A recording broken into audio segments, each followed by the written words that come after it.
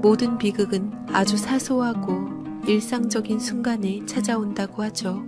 귀한 딸로서 살아가던 제게 결혼이라는 것을 통해서 한 남자의 아내라는 이름과 자격을 주어졌고 그것이 여자의 행복임을 알고 남편 내조 잘하며 살았습니다.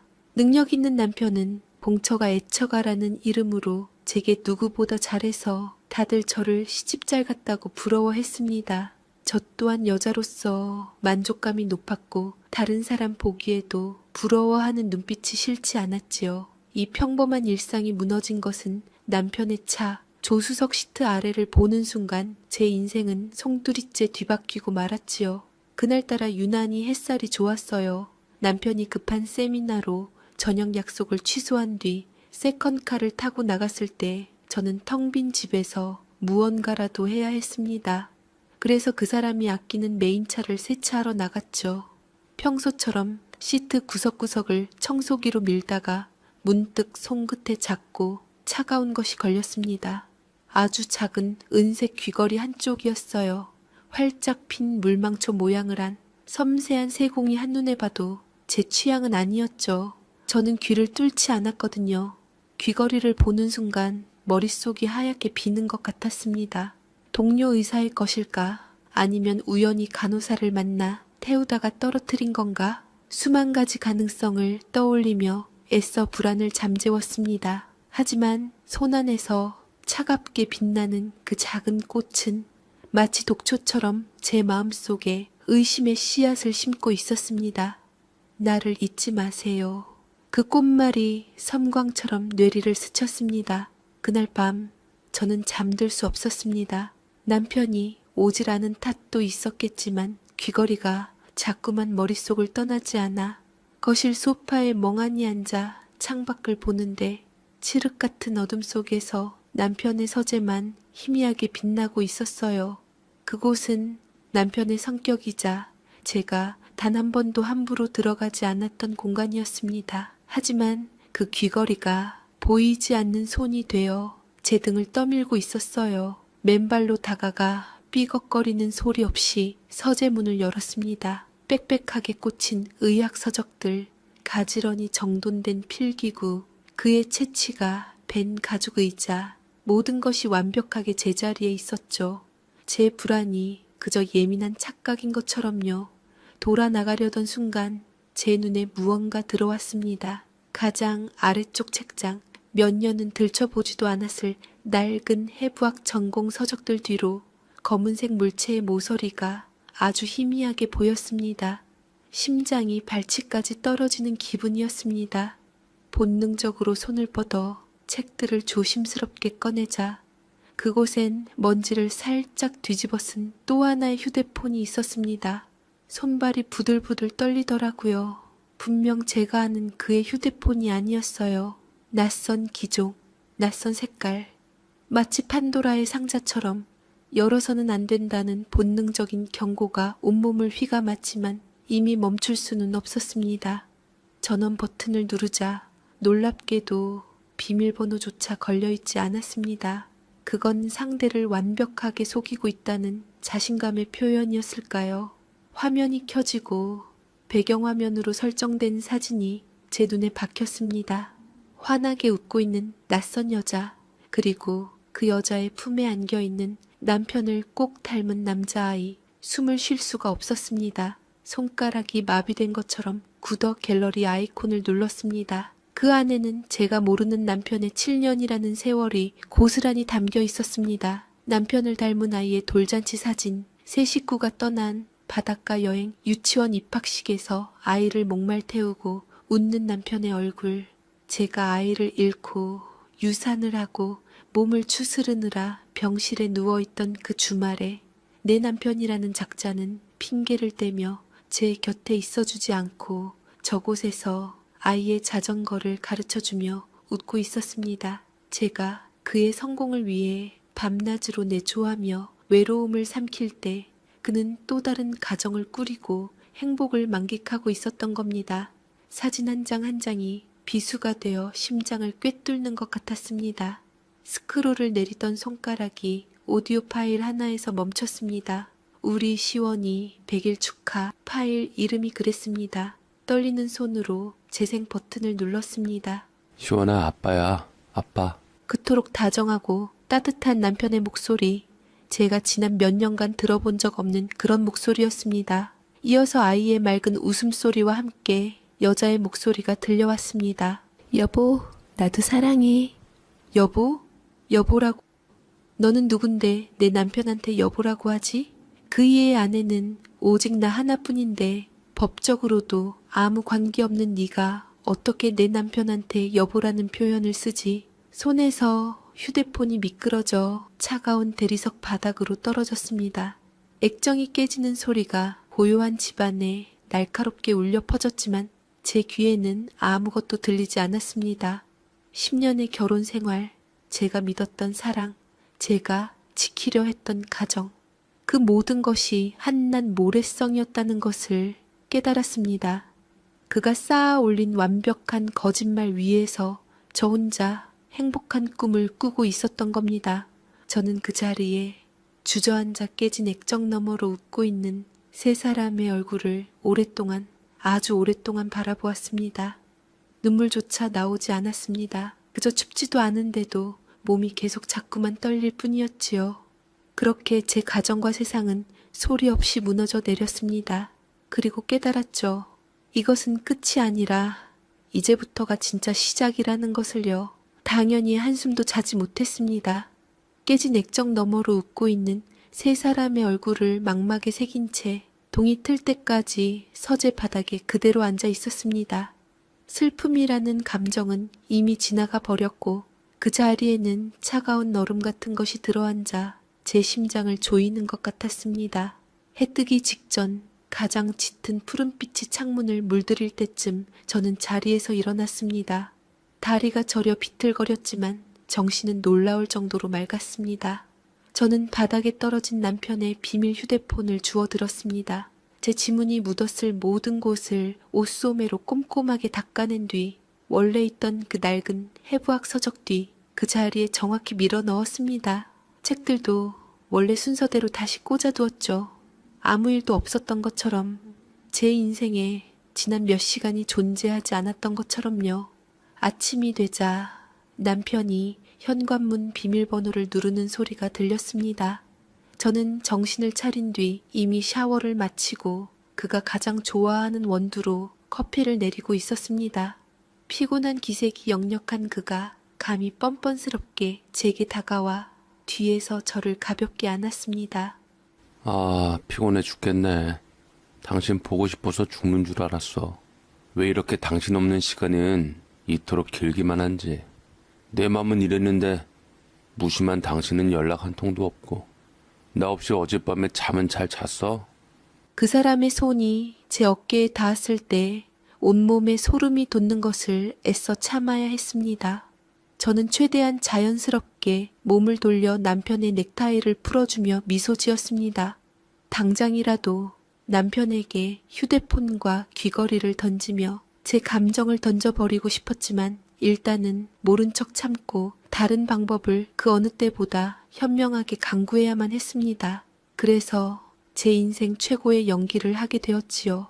나도 잠 못 잤어요. 당신 없이 어떻게 깊이 잠들겠어요. 세미나에서 많이 힘들었죠? 얼른 씻고 좀 쉬세요. 우리 달달한 마누라 목소리 들으니 좀 힘이 나네. 역시 당신은 내 비타민이야. 그 사람은 제 이마에 짧게 입을 맞추고 욕실로 들어갔습니다. 저는 그가 벗어둔 재킷을 받아들고 아무렇지 않게 옷걸이에 걸었습니다.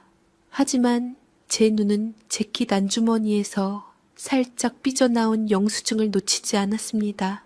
어젯밤 10시 강남의 한 고급 레스토랑에서 결제한 2인 디너 코스, 세미나는 아주 근사한 저녁 식사도 포함된 모양이었습니다.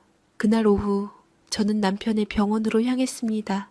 직원들에게 줄 간식을 양손 가득 사들고서요.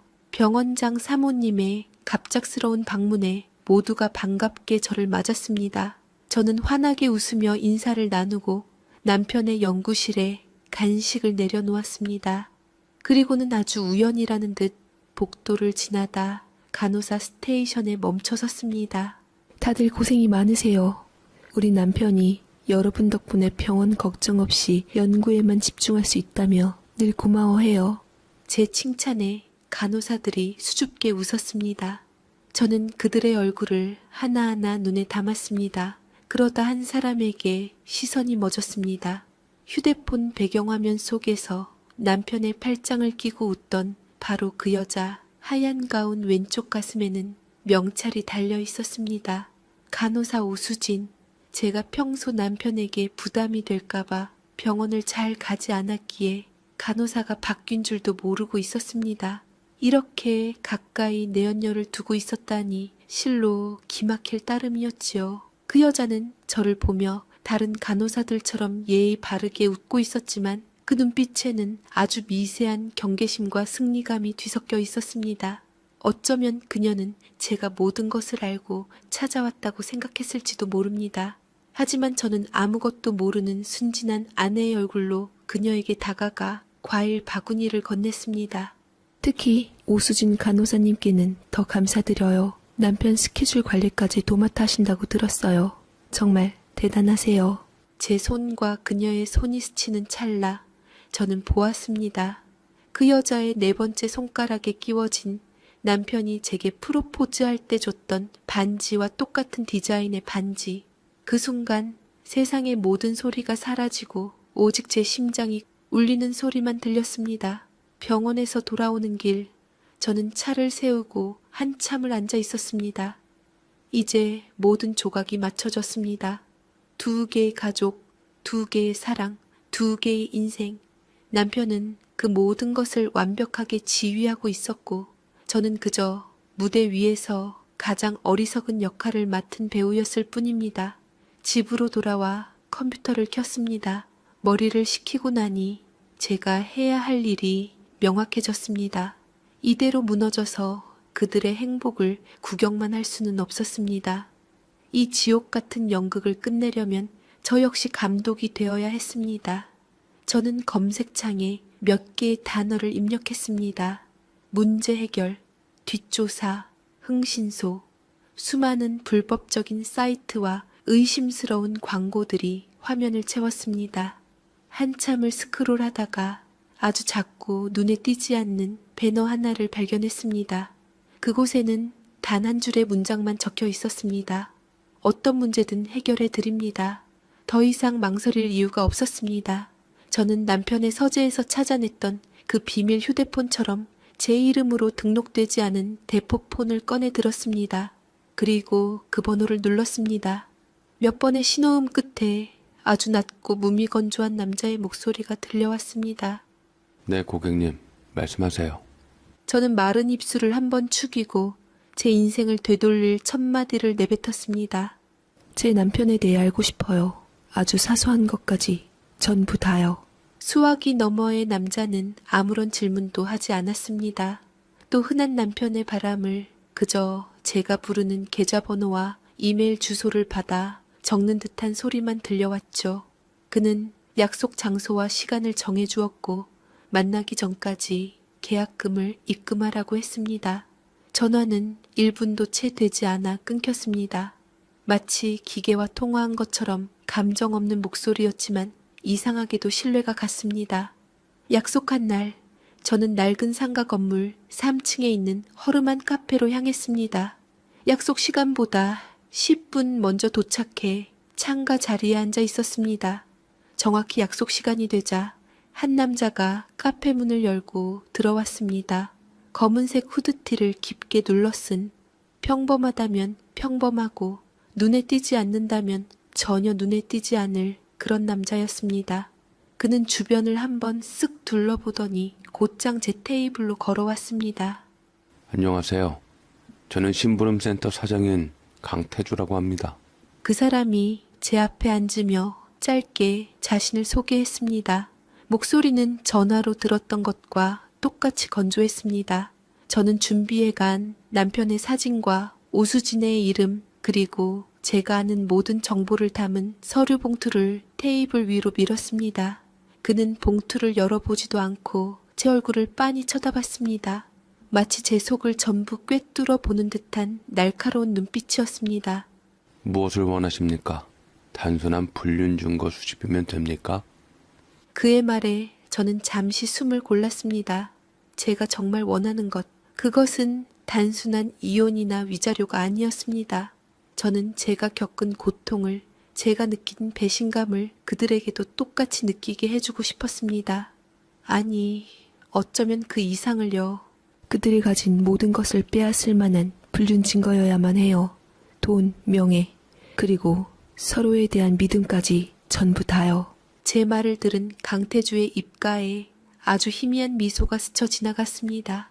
그는 그제야 서류 봉투를 열어 제가 정리한 자료들을 훑어보기 시작했습니다.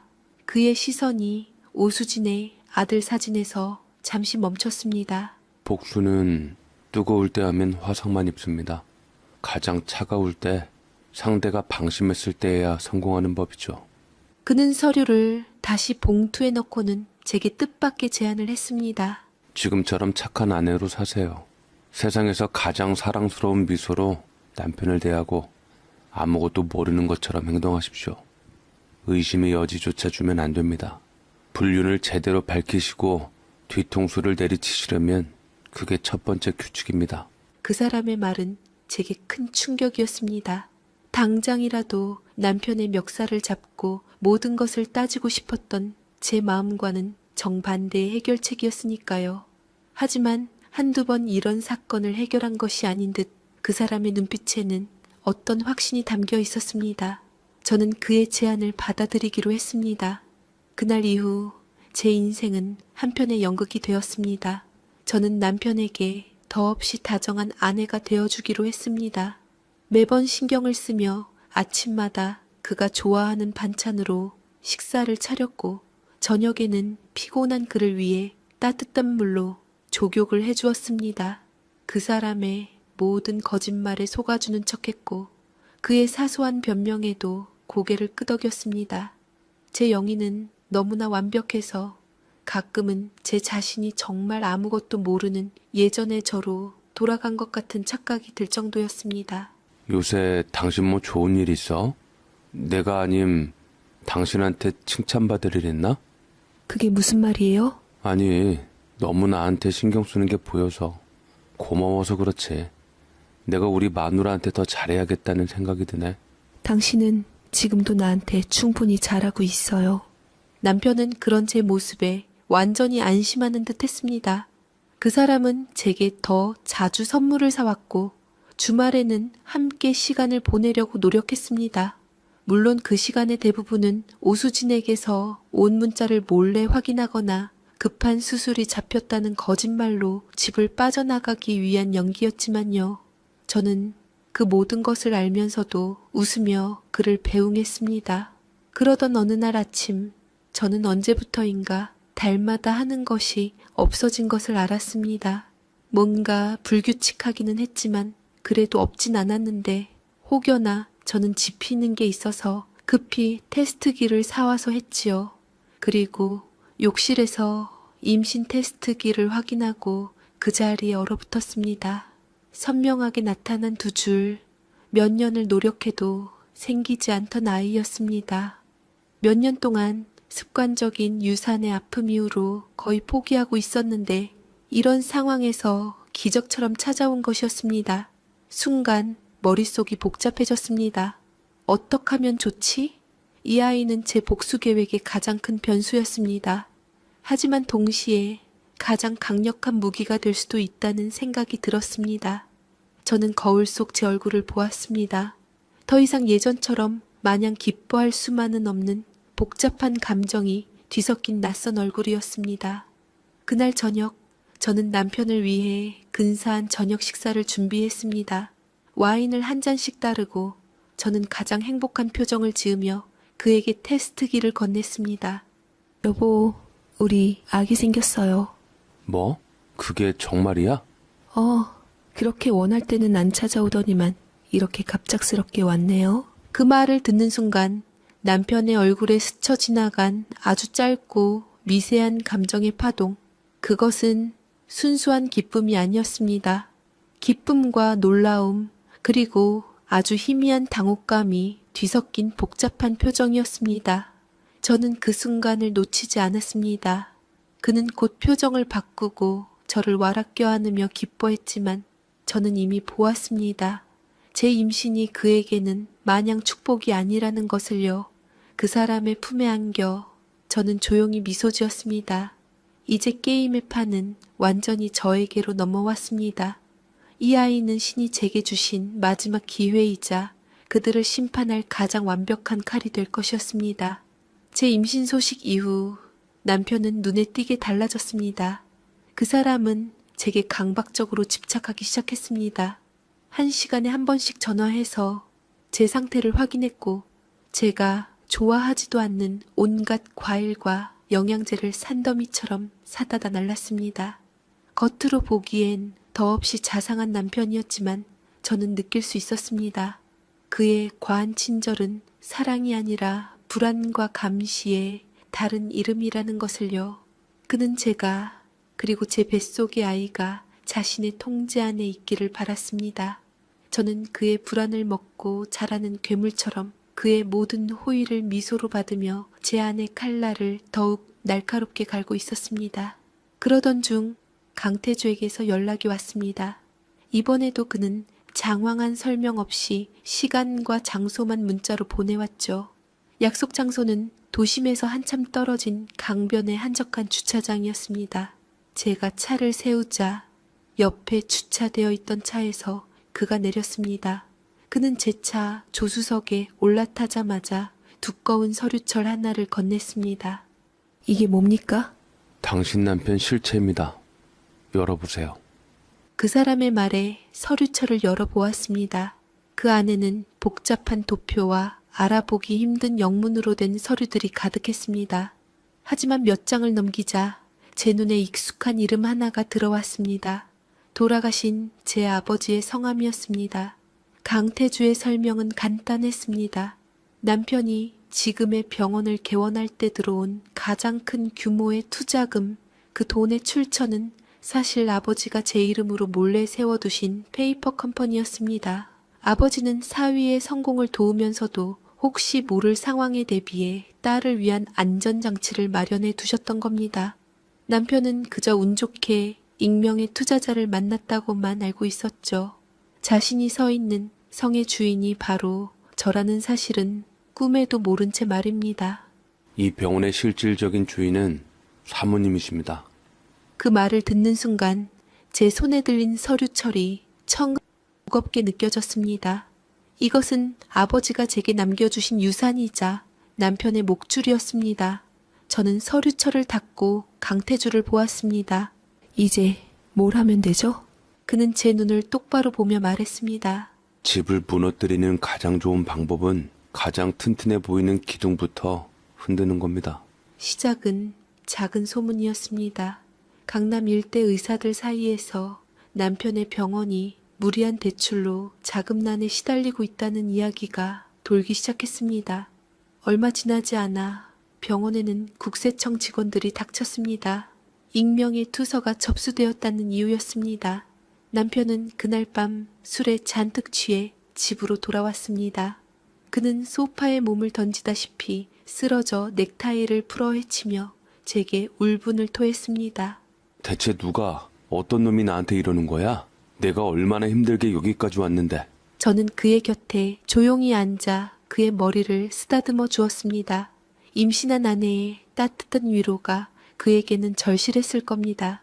저는 가장 온화한 목소리로 그를 다독였습니다. 걱정 마세요, 여보. 다 잘 될 거예요. 누가 당신을 음해하려는 거겠죠. 이럴 때일수록 마음 굳게 먹어야 해요. 제 위로에 그는 어린아이처럼 제 어깨에 기대어 흐느꼈습니다. 저는 그의 등을 토닥이며 창밖의 어둠을 바라보았습니다. 그를 나락으로 밀어넣고 있는 장본인의 품에서 위로를 찾는 그의 모습이 우습기 짝이 없었습니다. 세무조사는 별다른 소득 없이 끝났지만 한번 퍼지기 시작한 소문은 걷잡을 수 없었습니다. 병원의 재정이 불안하다는 이야기는 간호사들을 불안하게 만들었고 함께 일하던 핵심 의사 몇몇이 그를 떠났습니다. 환자는 자연스럽게 줄기 시작했고 병원 매출에 막대한 영향을 끼치게 되었지요. 그 사람이 여태 공들여 쌓아 올린 성이 아주 서서히 하지만 분명하게 흔들리고 있었습니다. 그것이 무척이나 스트레스였던 듯 남편은 매일 밤 악몽을 꾸는 듯 잠꼬대를 했고 신경은 날카로워질 대로 날카로워졌습니다. 그런 그 사람을 보며 저는 태연하게 배를 쓰다듬으며 뱃속 아이를 위한 태교 음악을 들었습니다. 제 평온한 모습이 무너져가는 그에게는 유일한 안식처처럼 보였을 겁니다. 그 사람은 점점 더 제게 의지했고 저는 기꺼이 그의 감정 쓰레기통이 되어주었습니다. 남편의 병원이 위태로워질수록 그 사람은 역설적으로 가정에 더욱 충실한 남편이 되어갔습니다. 아마도 세상에서 유일하게 자신을 믿어주는 저라는 존재를 통해 위안을 얻고 싶었을 겁니다. 저는 그가 내미는 위선적인 손을 기꺼이 맞잡아 주었습니다. 그리고 마침내 제가 계획한 무대에 막을 올릴 완벽한 날을 잡았습니다. 저는 남편에게 조심스럽게 말을 꺼냈지요. 여보, 병원 직원들을 집으로 초대해 저녁 식사를 대접하고 싶은데 어떻게 생각해요? 지금 병원이 시끄러워서 좀 안정이 되면 그렇게 하지. 남편은 일단 한숨을 쉬며 거절했지만 저는 다시 남편을 설득했습니다. 자세히는 모르지만 저도 얼추 사정은 알아요. 흉흉한 소문 때문에 다들 힘들 텐데 사모인 제가 직접 나서서 분위기를 다잡아주고 싶어서 그래요. 저는 가장 좋은 명분을 내세웠죠. 남편은 제 사려 깊은 제안에 감동하며 흔쾌히 승낙했습니다. 그 사람은 제가 초대할 핵심 직원 명단에 오수진이 포함되어 있다는 사실은 꿈에도 생각하지 못했습니다. 저는 오수진에게 직접 전화를 걸었습니다. 남편의 휴대폰 연락처를 통해 알아낸 번호였습니다. 간호사님 되시죠? 원장 3호 차서연입니다. 수화기 너머로 그녀가 숨을 멈추는 소리가 들렸습니다. 저는 아무것도 모르는 사람처럼 밝고 상냥한 목소리로 말을 이었습니다. 제가 직원분들께 한 사람 한 사람 전화를 돌리고 있어서요. 이번 주말에 저희 집에서 조촐하게 저녁 식사를 하려고 해요. 남편이 늘 칭찬을 많이 해서요. 꼭 와주셨으면 좋겠어요. 그게 제가 그때 스케줄이 있어서 병원 식구들이 다 참여하는 만큼 한 사람도 빠짐없이 꼭 참여해 주셨으면 좋겠습니다. 부탁할게요. 그 여자는 잠시 망설이는 듯 했지만 결국 초대에 응했습니다. 아마 제 의도를 파악하기 위해 그리고 이 집의 안주인 자리를 직접 눈으로 확인하고 싶었을 겁니다. 어쩌면 승자의 여유를 부리고 싶었을지도 모르죠. 약속한 주말, 저는 최고의 요리를 준비하고 가장 값비싼 식기를 꺼내 테이블을 세팅했습니다. 그리고 제가 가진 옷 중에서 가장 우아하고 기품 있는 검은색 실크 원피스를 입었습니다. 살짝 불러온 배를 부드럽게 감싸는 디자인이었죠. 저는 거울 앞에 서서 제 모습을 비춰보았습니다. 거울 속에는 불안과 슬픔에 떨던 여자가 아닌 자신의 성에 적들을 초대하는 여왕의 모습이 있었습니다. 초대된 사람들이 하나둘 도착했고 남편은 현관에서 그들을 맞으며 어색한 농담을 던지고 있었습니다. 마지막으로 오수진이 도착했을 때 집안의 모든 공기가 순간 멈추는 것 같았습니다. 그 여자는 마치 이곳이 자신의 집인 양 당당한 표정으로 들어섰습니다. 남편의 얼굴은 하얗게 질려 있었지만 애써 태연한 척하며 그 여자를 다른 직원들에게 소개했습니다. 저는 가장 완벽한 미소를 지으며 그녀에게 다가가 손을 맞잡았습니다. 와주셔서 정말 고마워요. 남편이 늘 고맙다고 하더라고요. 병원 일 꼼꼼하게 돌봐줘서요. 제 말에 오수진의 얼굴이 미세하게 굳었습니다. 그 여자는 제 배를 한번 힐끗 쳐다보더니 보란 듯이 남편에게 다정한 눈빛을 보냈습니다.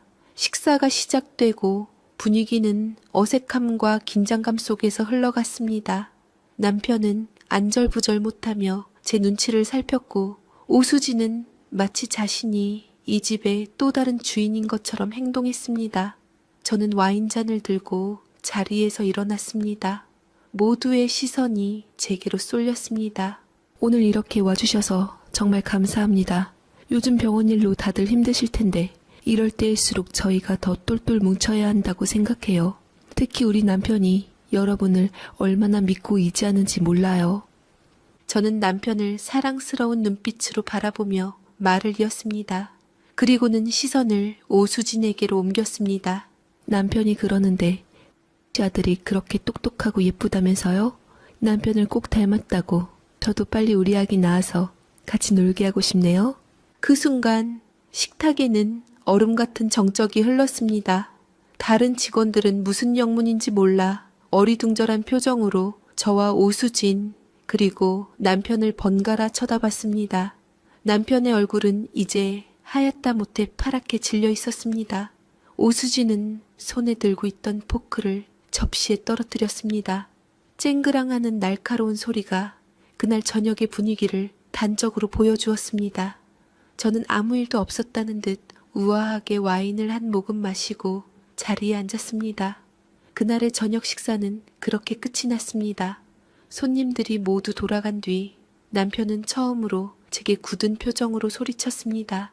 당신 대체 무슨 생각이야? 왜 오간호사한테 그런 말을 해? 저는 그의 뺨을 부드럽게 어루만지며 그의 눈을 똑바로 쳐다보았습니다. 제 눈빛에 그는 순간 말을 잃었습니다. 저는 그의 귓가에 조용히 하지만 아주 분명하게 속삭였습니다. 당신 내 남편이야. 그리고 이 뱃속의 아이는 당신 아이고 누구도 넘보게 둘 수 없어. 절대로. 당신 알고 있었어? 저는 남편의 말에 피식 웃었고 그날 밤 저는 처음으로 남편의 서재에 있는 비밀 휴대폰을 꺼내지 않고도 편안하게 잠들 수 있었습니다. 이제 공은 완벽하게 그들에게 넘어갔으니까요. 제 가면 뒤에 숨겨진 진짜 얼굴을 마주한 그들이 어떤 선택을 할지 저는 그저 관객석에 앉아 지켜보기만 하면 되었습니다. 그날의 저녁 식사 이후 우리 집에는 폭풍전야 같은 무거운 침묵이 흘렀습니다. 남편은 제 눈치를 보며 아무 말도 꺼내지 못했고 저 역시 아무 일도 없었다는 듯 평소처럼 행동했습니다.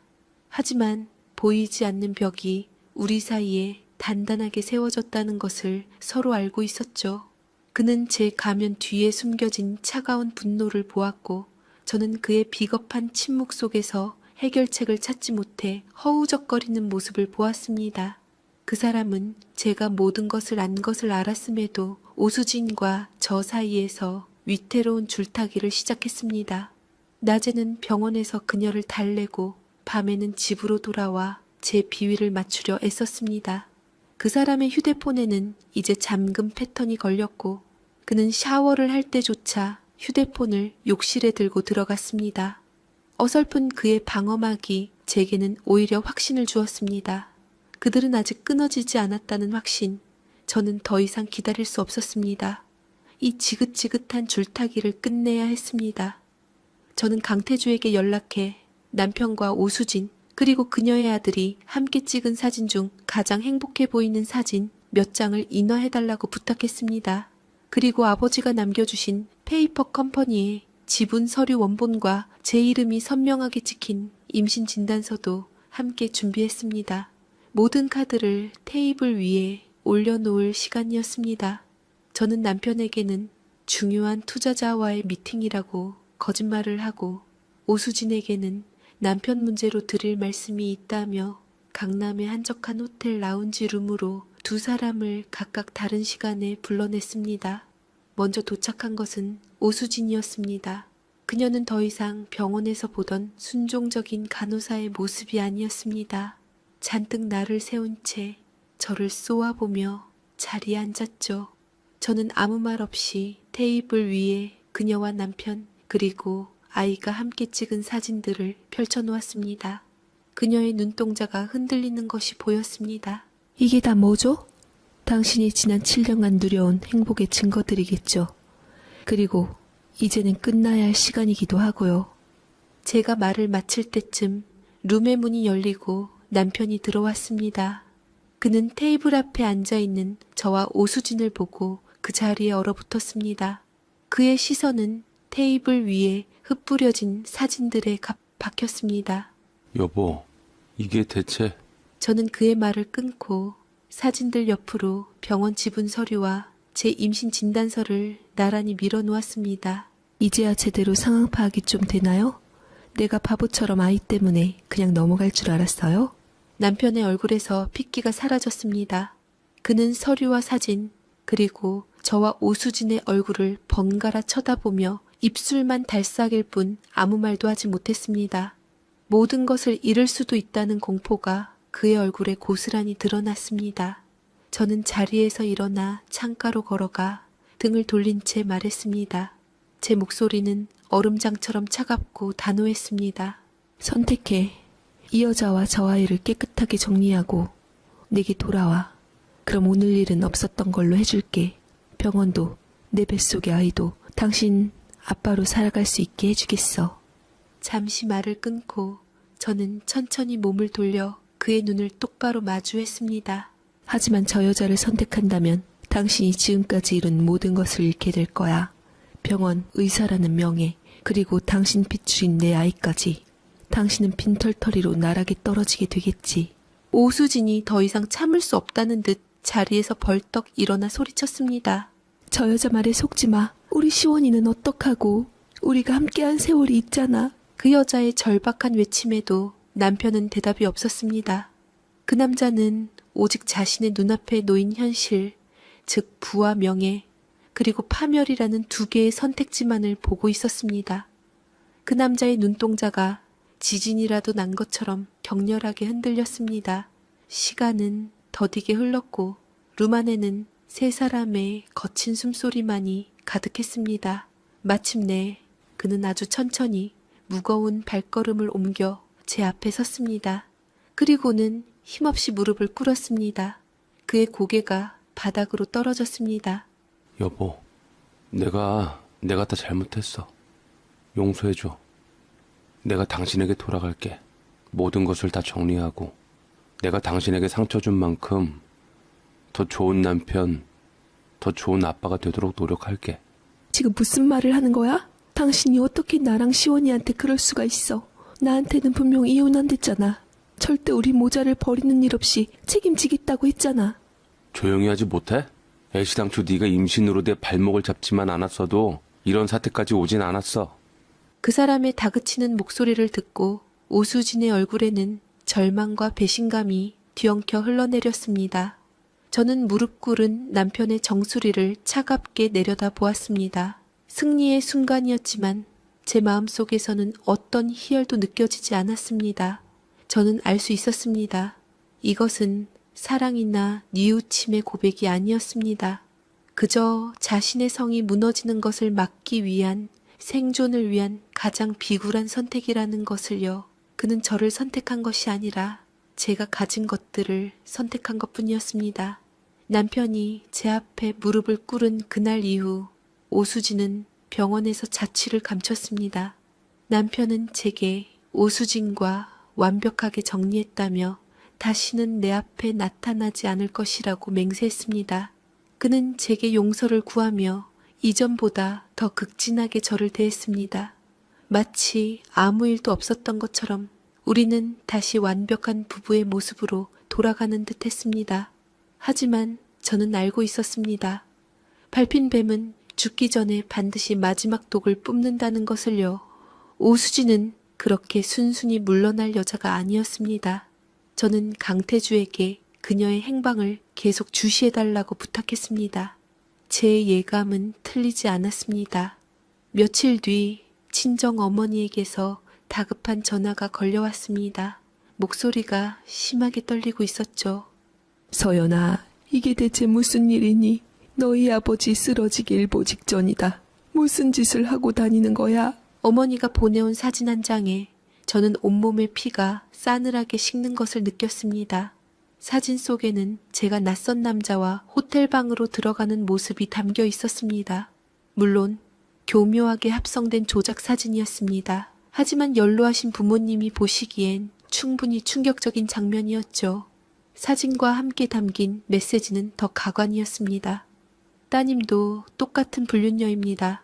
뱃속 있는 아이가 지금 남편의 아이가 아닐 수도 있습니다. 오수진의 가짜는 독이 시작된 것이었습니다. 그 여자는 저를 무너뜨리기 위해 가장 비열하고 잔인한 방법을 선택했습니다. 제가 가장 아끼고 사랑하는 가족을 공격한 것이죠. 저는 당장 부모님 댁으로 달려가 모든 것이 오해라고, 저 여자가 꾸민 짓이라고 해명해야 했습니다. 아버지는 제 말을 믿어주셨지만 충격으로 혈압이 올라 자리에 몸져 누우셨습니다. 집안이 발칵 뒤집힌 그날 밤, 저는 뜬 눈으로 밤을 새웠습니다. 분노로 온몸이 떨렸지만 이상하게도 머리는 차갑게 식어갔습니다. 그녀가 이런 식으로 나온다면 저 역시 더 이상 품위를 지킬 필요가 없었습니다. 다음 날 더 큰 문제가 터졌습니다. 동네 지역 카페 커뮤니티에 유명 병원 K원장, 아내와 내연녀 사이에서 추악한 사생활 논란이라는 제목의 글이 올라왔습니다. 내용은 자극적이기 짝이 없었습니다. K 원장이 오랜 기간 내연녀와 아들을 두고 아내를 속여왔으며 최근 아내의 임신 사실을 알고 내연녀를 비정하게 버렸다는 내용이었죠. 기사에는 남편과 오수진 그리고 아이의 얼굴이 모자이크 처리된 채 실렸습니다. 누가 봐도 우리 이야기였습니다. 남편은 기사를 보고 패닉에 빠졌습니다. 그는 제게 전화해 덜덜 떨리는 목소리로 어떡하면 좋으냐고 물었습니다. 병원은 개미새끼 한 마리도 안 보일 정도로 손님이 뚝 끊겼고 병원 업무는 동네 사람들의 거친 비난 전화에 마비가 되었다고 하지요. 여보, 나 좀 살려줘. 이대로는 병원 문 닫아야 돼. 내 인생 끝장이야. 이거 누가 한 짓인지 알지요? 당신 내연녀인 작품이잖아. 당신이 수습해야 하지 않아요? 여보, 제발. 지금 날 도울 사람은 당신밖에 없어. 수화기 너머로 들려오는 그의 절박한 목소리를 들으며 저는 오히려 놀라울 정도로 차분해졌습니다. 오수진은 지금 잘못된 패를 꺼내 들었습니다. 그 여자는 저를 공격함으로써 남편까지 함께 진흙탕으로 끌어들인 겁니다. 동정심을 유발해 여론을 자기 편으로 만들고 남편을 압박해 다시 자신에게 돌아오게 하려는 속셈이었겠죠. 하지만 그 여자는 한 가지를 몰랐습니다. 저는 더 이상 잃을 것이 없다는 사실을요. 저는 남편을 안심시켰습니다. 당신이 이렇게까지 말하니 맘 약해지네. 걱정 마세요. 난 이 여자가 이럴 줄 알았어요. 내가 다 해결할게요. 전화를 끊고 저는 곧바로 강태주에게 연락했습니다. 제 목소리는 그 어느 때보다 단단하고 냉정했습니다. 저희 다음 계획 실행해야 할 것 같아요. 그러지요, 사모님. 입금은 보너스까지 얹어 두둑하게 해주십시오. 돈은 걱정 마세요. 수화기 너머에서 강태주의 나직한 웃음소리가 들려왔습니다. 그는 이미 모든 준비를 마친 듯 했습니다. 오수진이 저지른 가장 큰 실수는 저를 너무 얕봤다는 것입니다. 그 여자는 제가 그저 남편의 그늘 아래서 조용히 살아가는 순진한 여자라고 생각했겠죠. 하지만 그녀는 몰랐습니다. 자신의 둥지를 지키기 위해 그리고 자신의 새끼를 지키기 위해 맹수와도 싸울 수 있는 것이 어미의 본능이라는 것을요. 이제 이 진흙탕 싸움의 주도권은 다시 제게로 넘어왔습니다. 그녀가 시작한 전쟁, 그 끝은 제가 맺어줄 참이었습니다. 아주 처절하고 완벽하게 강태주가 움직이기 시작하자 상황은 순식간에 반전되었습니다. 그가 가져온 자료들은 오수진이라는 여자의 과거를 적나라하게 보여주는 기록들이었습니다. 그 여자는 이번이 처음이 아니었습니다. 이전에도 몇몇 유부남 의사들에게 의도적으로 접근했고 임신을 빌미로 거액의 합의금을 뜯어낸 전적이 있었습니다. 그 여자에게 남편은 그저 더 크고 오래가는 먹잇감이었을 뿐 사랑 같은 건 존재하지 않았습니다. 실제로 그 시원이라는 오수진의가 남편의 아이인지도 확실하게 모르겠더군요. 저는 그 자료들을 들고 남편을 찾아갔습니다. 병원장실 소파에 무너져 내리듯 앉아있던 그는 제가 내민 서류들을 보고 경악을 금치 못했습니다. 자신이 7년간 사랑했다고 믿었던 여자의 실체, 그리고 자신의 아들이라고 믿었던 아이가 어쩌면 자신의 아이가 아닐 수도 있다는 가능성 앞에서 그는 완전히 무너졌습니다. 이게 사실이야? 전부 다? 그 사람의 떨리는 목소리에 저는 아무 대답도 하지 않았습니다. 그저 차가운 눈으로 그를 바라볼 뿐이었죠. 그 사람은 배신감에 이제 오수진에게 남은 마지막 미련까지 버리고 이 상황을 해결해 줄 유일한 동아줄인 저에게 매달릴 수밖에 없었습니다. 모든 것이 제 계획대로 흘러가는 듯 했습니다. 오수진을 사회적으로 매장시키고 남편을 제 발 아래 완벽하게 굴복시키는 것, 그것이 제 복수의 최종 목표였습니다. 하지만 강태주가 마지막으로 건넨 서류 한 장이 제 모든 계획과 감정을 송두리째 뒤흔들어 놓았습니다. 그것은 몇 년 전 제가 유산했을 당시의 수술 기록지 사본이었습니다. 이걸 왜? 기록지 하단에 담당 의사의 소견을 한번 읽어보십시오. 떨리는 손으로 서류의 가장 아랫부분을 읽어 내려갔습니다. 그곳에는 아주 작은 글씨로 의학 용어와 함께 몇 줄의 문장이 적혀 있었습니다. 수술 중 과다출혈로 인한 자궁 내벽 손상 심각, 향후 자연 임신이 어려울 수 있음. 그리고 그 아래 너무나도 익숙한 필체의 서명이 있었습니다. 김승현. 순간 세상의 모든 소리가 멎고 눈앞이 캄캄해졌습니다. 숨을 쉴 수가 없었습니다. 제 유산 수술을 집도했던 의사가 바로 제 남편 김승현이었습니다. 당시 그는 제게 수술은 아주 잘 끝났고 몸조리만 잘하면 금방 다시 아이를 가질 수 있을 거라고 제 손을 잡고 몇 번이나 말했습니다. 하지만 그는 알고 있었던 겁니다. 제 자궁이 회복하기 힘들 정도로 망가졌다는 사실을, 어쩌면 제가 다시는 아이를 가질 수 없을지도 모른다는 사실을요. 그는 제게서 어머니가 될 기회를 빼앗아 놓고도 지난 몇 년간 제 앞에서 아무렇지 않게 웃으며 아이를 갖기 위해 노력하는 척 연기해왔던 겁니다.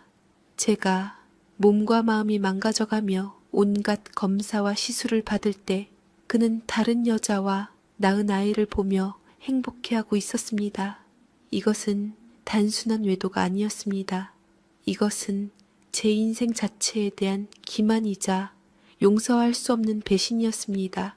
오수진에 대한 분노는 순식간에 사라지고 그 자리를 남편에 대한 증오가 집어삼켰습니다. 온몸의 피가 거꾸로 솟는 것 같았습니다. 저는 서류를 든 채 그대로 집으로 돌아왔습니다. 텅 빈 거실에 서서 부풀어 오른 제 배를 내려다 보았습니다. 이 아이는 기적이었습니다. 의학적으로 불가능에 가까웠던 신이 제게 주신 마지막 선물. 그런데 그는 이 아이의 존재조차 부정하려 했던 겁니다. 그날 밤 남편이 집으로 돌아왔습니다. 그는 오수진 문제로 골치가 아픈 듯 잔뜩 지친 표정이었습니다. 그는 소파에 앉아있는 저를 보고 제 손에 들린 서류를 발견했습니다. 그건 뭐야? 저는 아무 말 없이 일어나 그에게 다가가 그의 뺨을 잇는 힘껏 내리쳤습니다. 짝하는 날카로운 소리가 거실을 울렸습니다. 그는 난생 처음 맞아보는 뺨에 당황한 듯 저를 쳐다봤습니다. 당신 미쳤어? 저는 그의 멱살을 잡고 수술 기록지를 그의 얼굴에 처박듯이 들이밀었습니다. 이게 뭔지 설명해봐. 당신이 내게 무슨 짓을 했는지 설명해보라고. 그 사람은 기록지를 보고 얼굴이 새하얗게 질렸습니다.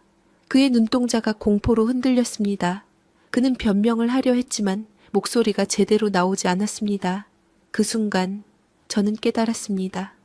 제 복수는 아직 끝나지 않았다는 것을, 아니 이제부터가 진짜 시작이라는 것을요. 오수진은 그저 전체의 요리에 불과했습니다. 제 인생을 망가뜨린 진짜 원흉, 제가 심판해야 할 진짜 악랄한 존재는 바로 제 눈앞에 있었습니다. 남편의 의료 과실 증거를 손에 쥔 순간 제 마음속에 남아있던 마지막 연민과 미련은 완전히 사라졌습니다. 그는 더 이상 제 남편이 아니었습니다. 그저 제 인생을 짓밟고 기만한 용서받을 수 없는 죄인이었을 뿐입니다. 오수진이 터뜨린 불륜 스캔들은 이제 이 거대한 심판을 위한 배경소음에 불과했습니다. 저는 강태주를 통해 제가 가진 모든 증거로 소송을 하기로 했습니다. 오수진과 김승현을 상대로 말이지요. 오수진의 과거 행적과 사기 행각, 그리고 남편이 제게 저지른 의료 과실과 그 사실을 은폐해온 기록까지 전부 다요. 이것이 어떻게 소문이 났던지 파급력은 상상을 초월했습니다. 세상은 한 유능한 의사의 추악한 이면에 경악했고 여론은 순식간에 저를 비운의 피해자로 만들었습니다. 그날 이후 남편의 세상은 속절없이 무너져 내렸습니다. 병원은 환자들의 항의와 예약 취소로 아수라장이 되었고 결국 영업 정지 처분을 받았습니다. 동료 의사들은 비도덕적인 그에게 등을 돌렸고 의사협회에서는 그의 면허 박탈을 위한 징계위원회가 소집되었습니다. 오수진 역시 상습 사기 혐의로 경찰에 입건되어 조사를 받게 되었습니다. 그 여자가 그토록 원했던 동과 남자는 결국 그 여자를 나락으로 떨어뜨리는 덫이 되었습니다. 모든 것이 정리된 어느 날 저녁, 저는 텅 빈 저택의 거실에 홀로 앉아 있었습니다. 남편은 며칠 만에 집으로 돌아왔습니다.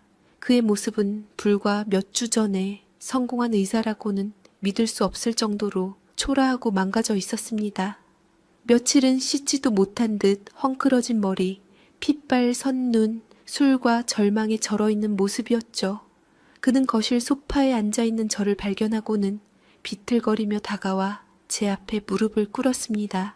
예전 호텔 룸에서 그랬던 것처럼요. 하지만 이번에는 달랐습니다. 그때는 자신의 성을 지키기 위한 계산된 굴복이었지만 지금은 모든 것을 잃은 자의 마지막 발악이었습니다. 소연아, 내가 다 잘못했어. 정말 죽을 죄를 지었어. 한 번만, 딱 한 번만 기회를 줘. 우리 아기 생각해서라도. 그 사람은 제 다리를 붙잡고 어린아이처럼 울며 매달렸습니다. 그의 눈물과 애원이 제게는 아무런 감흥도 주지 못했습니다. 저는 그의 머리채를 잡아들어 올려 제 눈을 똑바로 보게 했습니다. 그의 눈동자는 공포와 절망만이 가득했습니다. 저는 그의 뺨에 아주 차갑게 제 평생의 경멸을 담아 입을 맞추었습니다. 그리고 그의 귓가에 속삭였습니다. 아니, 당신은 아무 잘못 없어. 그의 눈에 잠시 희망의 빛이 스치는가 싶더니 제 다음 말이 그의 마지막 숨통을 끊어 놓았습니다. 그냥 내 인생에서 영원히 사라져주면 돼. 저는 그의 손을 뿌리치고 자리에서 일어났습니다. 그리고 서재로 들어가 미리 준비해둔 이혼 서류를 가지고 나왔습니다. 서류를 그의 얼굴 앞에 던지자 그는 만자실한 표정으로 바닥에 흩어진 종이들을 내려다 보았습니다. 위자료 및 재산 분할 청구 내역에는 병원 지분을 포함한 그의 모든 재산이 제게 귀속된다는 내용이 명시되어 있었습니다. 그는 이제 빈털털이었습니다. 저는 더 이상 그를 쳐다보지도 않고 미리 쌓아둔 작은 가방 하나만을 든 채 그 집을 나섰습니다. 등 뒤에서 그의 절규와도 같은 울음소리가 들려왔지만 저는 단 한 번도 뒤돌아보지 않았습니다. 그가 쌓아 올린 거짓의 성은 완벽하게 무너졌고 저는 그 잿더미 속에서 유일한 생존자가 되었습니다. 그를 뒤로하고 저택의 문을 닫고 나온 순간 저는 비로소 길고 깊었던 숨을 내쉴 수 있었습니다. 밤 공기는 차가웠지만 이상하게도 시원하게 느껴졌습니다. 지난 몇 달간 제 어깨를 짓누르던 무거운 갑옷을 벗어 던진 기분이었습니다. 모든 것이 끝났습니다. 이혼 절차는 생각보다 간단하게 마무리되었습니다. 그는 아무런 저항도 하지 않았습니다. 아니, 할 수가 없었죠. 법적으로나 사회적으로나 그는 이미 사형 선고를 받은 시체나 다름없었으니까요. 저는 합법적으로 그의 모든 것을 가졌습니다. 사람들이 수군거렸습니다. 남편을 파멸시킨 독한 여자라고, 돈과 복수에 눈이 먼 악녀라고. 상관없었습니다. 그들이 아는 것은 그저 이야기의 껍데기일 뿐 그 안에서 제가 어떤 시간을 견뎌냈는지 아무도 몰랐으니까요. 저는 그가 있던 저택도 화려했던 강남의 생활도 모두 정리했습니다. 그리고 바다가 보이는 작은 해안가 마을에 저와 제 아이가 함께 살아갈 아담한 집을 구했습니다. 처음으로 온전히 저 자신을 위한 공간이었습니다. 집 안을 채우는 가구 하나, 벽에 거는 그림 한 점까지 모두 제 손으로 직접 골랐습니다. 그 과정은 마치 지난 10년간 잃어버렸던 제 자신을 하나씩 되찾아오는 의식과도 같았습니다. 어느 날 오후 저는 해변이 보이는 통유리창 앞 흔들의자에 앉아 뜨개질을 하고 있었습니다. 곧 태어날 아기를 위한 작은 베네처 골이었습니다. 그때 익숙한 번호로 전화가 걸려왔습니다. 강태주였습니다. 이제 좀 괜찮으십니까? 그의 목소리는 여전히 건조했지만 아주 희미한 온기가 묻어나는 듯 했습니다. 네, 덕분에요. 남은 잔금은 오늘 중으로 보내드릴게요. 그건 됐습니다. 분에 넘치게 충분히 대가를 받았어요. 대신 나중에 아기가 태어나면 맛있는 밥이나 한 끼 사주십시오. 그는 그 말을 끝으로 전화를 끊었습니다. 짧은 통화였지만 저는 알 수 있었습니다. 그 역시 이 길고 지독했던 복수가 끝나기를 바랐다는 것을요. 그는 제게 단순한 조력자가 아니었습니다. 어쩌면 그는 제 안에 또 다른 제가 차마 꺼내지 못했던 분노와 냉철함을 대신 실행해준 그림자 같은 존재였을지도 모릅니다. 시간은 흘러 계절이 바뀌고 저는 만삭의 몸이 되었습니다. 거울 앞에 서서 제 모습을 비춰보았습니다. 거울 속에는 더 이상 남편의 사랑을 갈구하며 불안에 떨던 순진한 여자는 없었습니다. 상처와 배신이 핥히고 간 흔적은 여전히 남아있었지만 그 눈빛은 그 어느 때보다 단단하고 평온했습니다. 혼자서도 굳건히 서 있는 한 사람, 한 명의 여자가 그곳에 있었습니다. 저는 부풀어 오른 배를 부드럽게 쓰다듬었습니다. 뱃속의 아이는 제 모든 것을 앗아간 지옥 속에서 피어난 유일한 희망이었습니다. 이 아이는 제 복수의 도구도 무기도 아니었습니다. 그저 제 아이, 제가 온전히 사랑하고 지켜내야 할 제 세상의 전부였습니다. 아가, 이제 곧 만나겠네. 엄마랑 둘이서 아주 멋지게 시작하는 거야? 창밖으로 부서지는 파도 소리가 자장가처럼 들려왔습니다. 길고 길었던 전쟁은 끝났습니다. 저는 모든 것을 잃었고 동시에 모든 것을 얻었습니다. 이것은 제가 겪어야 했던 가장 완벽한 지옥이었고 제가 스스로 쟁취해낸 가장 처절한 왕국이었습니다. 그리고 이제 이 잿더미 위에서 저는 제 아이와 함께 새로운 연대기를 써내려갈 참입니다. 누구에게도 휘둘리지 않는 오직 우리 둘만을 위한 이야기, 그 첫 장이 막 시작되고 있었네요. 제 사연 읽어주셔서 감사합니다.